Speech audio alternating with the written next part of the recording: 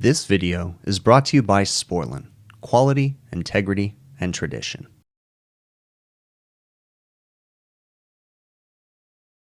All right, I'm getting ready to go up onto this roof, and I've got my backpack on my back. That way I can use two hands going all the way up, okay? And I've got everything roped and staged. Now, this is where people might get a little sketch. I went ahead and I have a carabiner on my rope and I have it attached to my belt loop. Now, people may say that's dangerous, but this rope is longer than here. So never is that gonna put a load on my belt loop and possibly drop and pull me down or anything like that.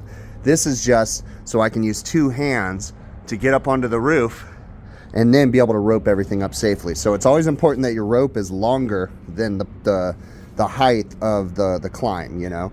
I usually do 75-foot ropes, I think is what this is. So that way, honestly, usually this rope can pull two things. You can have it hooked to this, go up, drop it down, hook it to something else, and still have excess on most of the roofs that I deal with. So we got to get up top, and we're going to be repairing an exhaust fan this morning. All right, we've got a utility style exhaust fan. This is an older Supreme fan. And what happened on this guy was the three-phase switch shorted out and shut down all the fans to the building. This was about a week and a half ago when it was pouring rain, so I had to come out here in the middle of the rain, get it going, and now we're back here to replace this three-phase switch. Now the reason why it shorted out was the top right here broke, and the wire, or it knocked out the knockout right here, and the conduit basically allowed that box to fill up with water. So it's kind of a bummer, but we're gonna go ahead and get that guy replaced today. All right, I'm working in a shadow right now because the sun is right behind me, but this guy right here shorted, and the reason why was because this busted and it filled up this box with water. So I was able to dry the switch off. I don't like that I had to dry it off, but I was able to dry it off. I knocked out this hole down at the bottom, so that way if it did fill up with water again, it had a place to go. And then I taped up the switch temporarily, got them running. Also, just so you know, I have the power locked out downstairs at the breaker panel, so we do not have power here, but still always treat it like you do. Whenever I want to get these nuts loose, what I do, this guy right here, is I typically just take a screwdriver you don't care about and tap on it like that to get it to break free. So the new switch that we're going to use is going to be a little different, but should still work the same.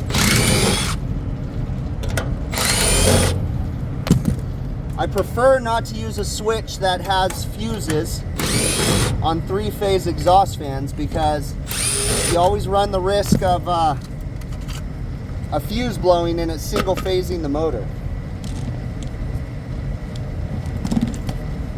So I got a new three-phase switch. This guy right here should work. Let's get it lined up. We'll get it figured out. We're gonna have to drill some holes. I always do this. I carry an impact with me, but I have a normal drill because I needed to use my hole saw, and I always have to go get it because I forget. All right. So we want one end to come in right here in the bottom.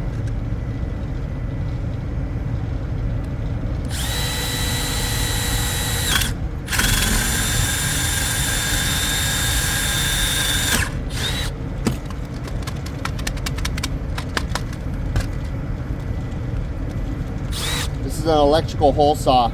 It's made for electrical panels and it has a little ridge on it so it won't let you go too deep. I love this thing. All right, so we got that one.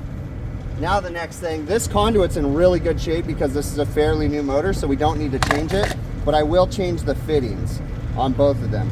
This one, not much you can do because it's going under the fan. So on this one, we're gonna go ahead and come in the top too, or the same side.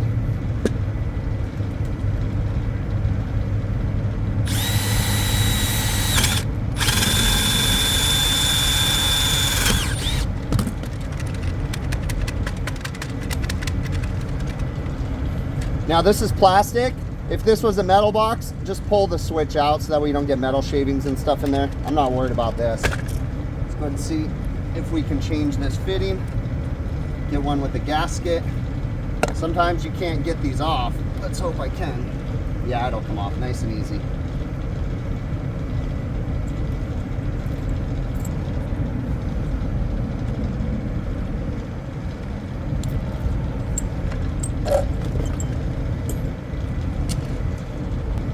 Good to go.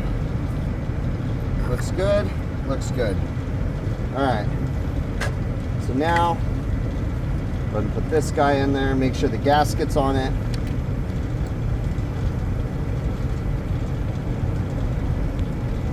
Good to go.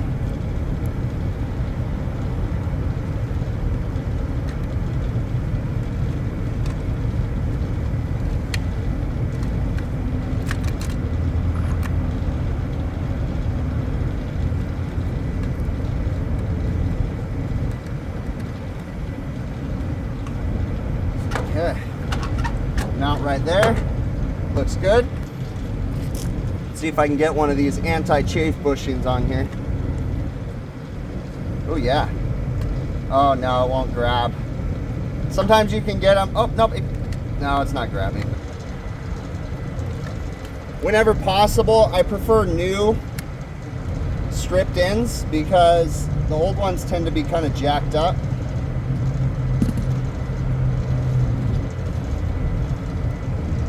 This is my ground over here.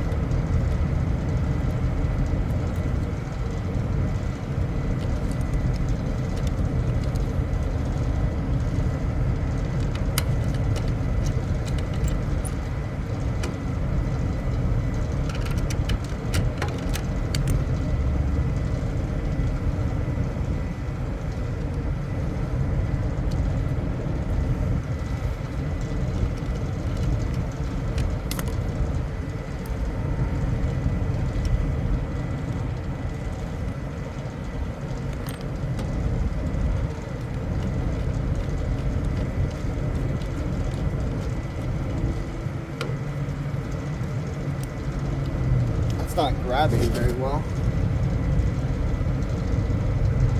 Something ain't right about that.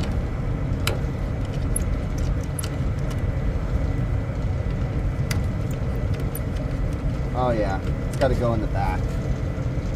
I got it. All right, so you got to pay attention, and if something don't seem right, look into it. I wasn't going in the right spot.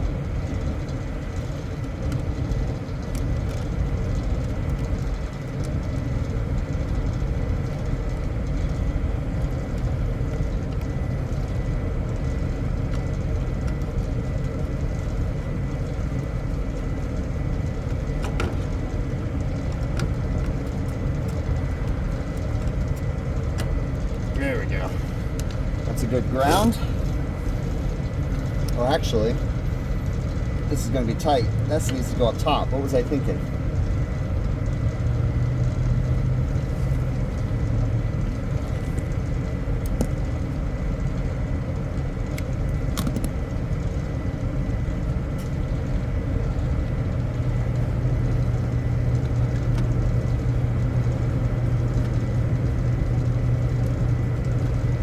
Make sure that you're not pinching on the insulation of the wire.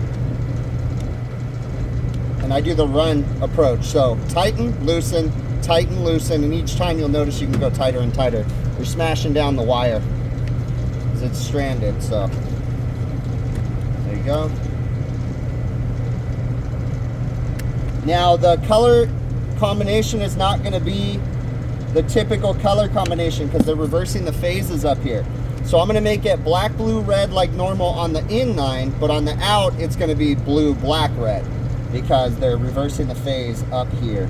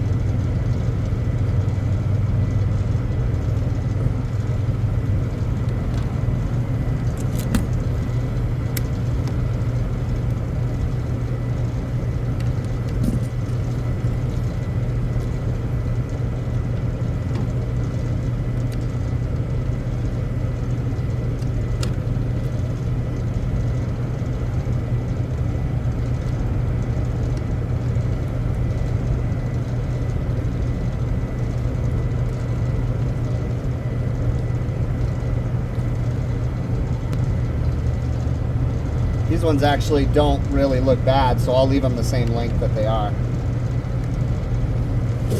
Ow, hit my head.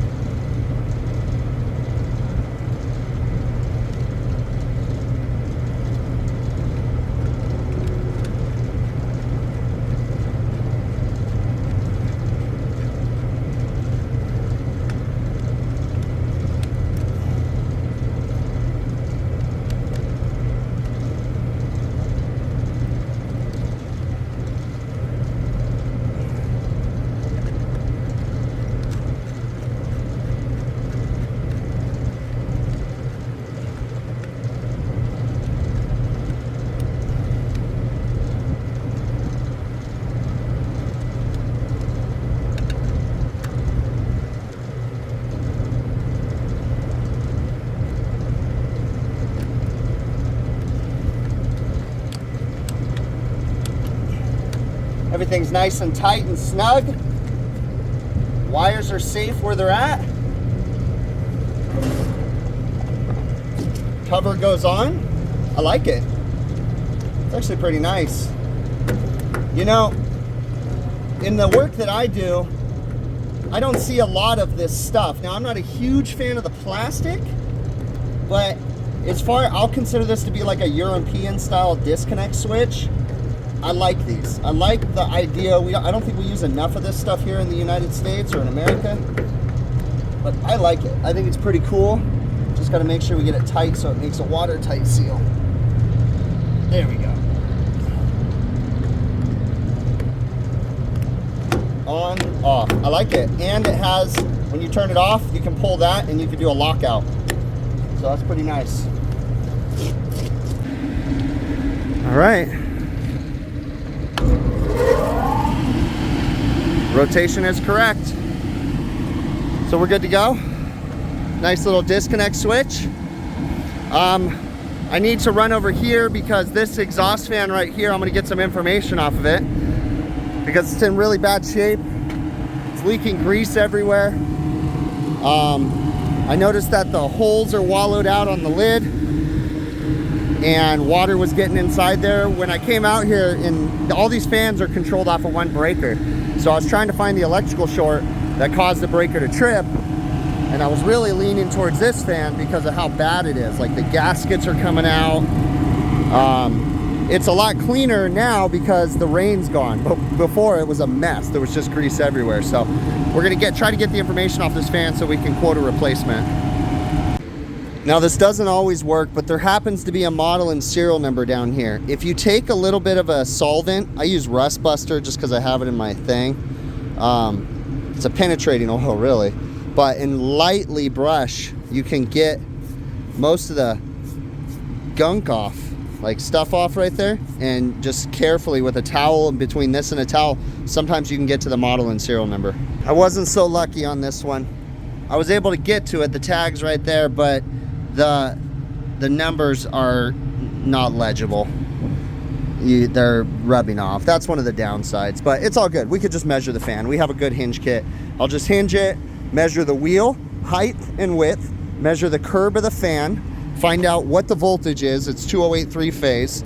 Find out what the horsepower of the motor is and the size of the pulleys, and with all that information, and I know the manufacturer of this fan is ILG. So with that information, I can call the ILG distributor local to me, and they can quote me a new fan. So I'll get all that information right now. So I hinged the fan. I got the dimensions off the pulleys, the motor and the drive pulley. I got the information off the motor. It's a 3/4 horsepower 208 3-phase. See the inside of it's horrid, full of grease and all that nastiness. Came down here. I measured the fan curb itself, the wheel size, height and depth, and I got it all written down right here. Fan curb 26 inches square, wheel 6 inches tall by 15 inches wide, 3/4 horsepower motor.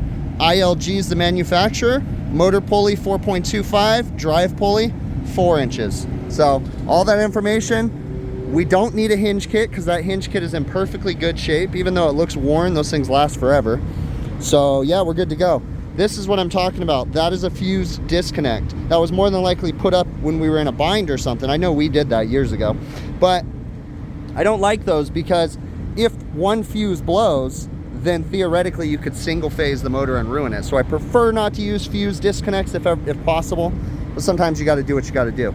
But all right, we're gonna put this one down, start it up, and get the heck out of here and give the customer a quote. I wish I could have gotten footage, but it's kind of difficult when it's raining outside to film. So this was, okay, the video that I released last week where I had to change a pressure control in the rain, I think that was last week.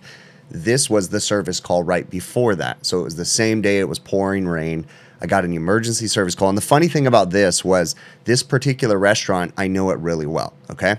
So they have low profile hoods, meaning that the hood canopy is very low and it doesn't leave a lot of room for the heat to escape. So they called me and they said, hey, it's really smoky in my kitchen. And I go, are all your exhaust fans down or just one? And they said, well, it's most smoky by the fryers. And I go, okay, again, knowing this restaurant, I advised them, you guys need to stop cooking.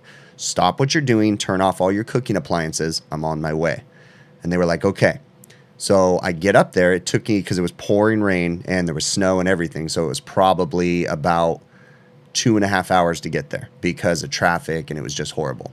So I get up there and I walk in the restaurant. All their exhaust fans are down, every single one. And they had been cooking for like 2.5 hours with no exhaust fans.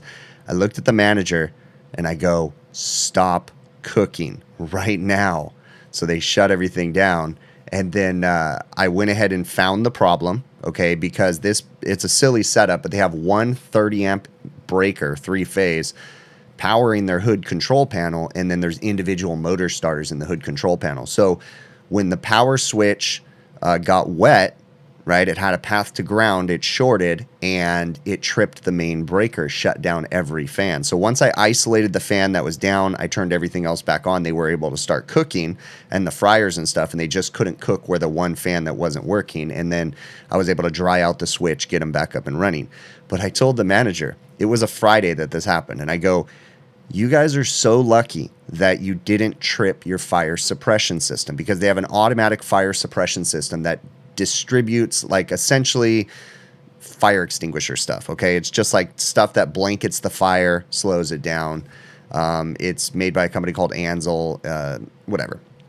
Anyways, it distributes that automatically via heat links that are usually around 500 degrees. If the temperature at the hood filters essentially gets above 500 degrees or right at 500 degrees, I think that's the number. I'm not a fire suppression technician, but they have these little links in there. And when the links melt at 500 degrees, it auto triggers the fire suppression system. So anyways, I told the manager, I go, when I called you guys and I said to stop cooking, I meant it. I go, if the fire suppression system went off, I tried to explain to the manager, I said, you don't realize that you wouldn't have been open throughout the entire weekend and probably 3 days into the next week, because when fire suppression goes off, in our area at least, you have to have the fire suppression technicians come out. They have to reset the system, put new stuff in there. Then the restaurant has to do a deep clean, because the fire suppressant that they spray on everything makes a giant mess. And it's like the whole building has to be deep cleaned, okay? Then health department has to come out and sign off on the building being properly cleaned. And then sometimes the fire marshal even has to come out and make sure that everything's okay. Okay. Then more than likely there would be a truck roll from the fire department, because when fire suppression goes off, it auto triggers the fire department alert system, and, you know, through their fire alarm, and it's a giant mess. So I told him, I was like, it was a Friday when I went out there late in the evening. I said, all those people were not going to come out on the weekend. You might have get the fire technician out there, but you wouldn't have gotten the fire marshal, the health department, all these different people. And it's so silly. Like I told him, I go, all that to make how much money? Like, okay, so 2-3 hours worth of sales. Like, I get it. That's a lot of money. And then to a restaurant, it's not just 2 or 3 hours worth of lost sales. It's reputation and different things like that. But if they would have had to be closed for like 3-4 days, that would have been huge, you know? So again, you can't fix stupid. You really can't, but I try. I try, you know? And I was like, guys, you need to listen to me when I tell you to stop cooking. I'm not trying to be a jerk. I'm telling you that, you know? Plus, on top of that, forget about just the fire suppression system. Those poor cooks were in that kitchen cooking with no exhaust fans. Health and safety. Someone could have passed out from smoke inhalation, like heat exhaustion. It just dumbfounds me sometimes, right? But it is what it is. I was able to get out there. I got the system up and running. Then I was able to go out there and replace the disconnect switch and size up that other exhaust fan. And I quoted it. I haven't gotten a response yet, but I'm sure they're going to approve it. So we'll be replacing that other fan here pretty quick. So understanding the sequence of operation, I can't stress that enough, of your equipment, and understanding the operation of the restaurants, understanding the locations, right? I know in a perfect world, you're always familiar with the locations you're working at, but it is, sometimes you can't be, right? But it's so important for companies to at least have, a general area that certain technicians work within. If you're bouncing around to every which location and you have no idea, you have no relationship with the management, it doesn't allow you the opportunity to be able to give them sound advice. In this situation, like I tried to give them, because I know that location. If I was just an on-call technician that had to travel 200 miles to a location that I normally don't ever service, well, you may not have been able to give them that advice, okay? And again, it happens. I know that service companies can't always have the same technician go into the same restaurants. Neither do I. I don't always send the same technician, but we're a small company and we have a small service area. So all my technicians are familiar with the restaurants that we work on. Anyways, I really appreciate you making it to the end of the video. Thank you so very much for watching. Leave me some feedback down in the comments. Let me know what you think. Check out my website, hvacrvideos.com. We have merchandise available, hats, beanies, sweaters, t-shirts, that kind of stuff. Great way to support the channel. If you're interested in purchasing any tools, TrueTechTools.com. I have an affiliate link program set up with them. So check out TrueTechTools.com. If you like what they have, use my offer code BIGPICTURE. It'll get you an 8% discount on whatever on majority of the items you order. There's a few things it doesn't apply to, but that 8% discount will help you out. And then when you do that, I get a small commission from that. So it's a great way to help support the channel. You can also support the channel via PayPal, Patreon, YouTube channel memberships. There's links in the show notes of the video. And the easiest way, though, to support the channel is just watch the videos from beginning to end. That really is the easiest way, okay? I really, really do appreciate you. Thank you so very much, and we will catch you on the next one.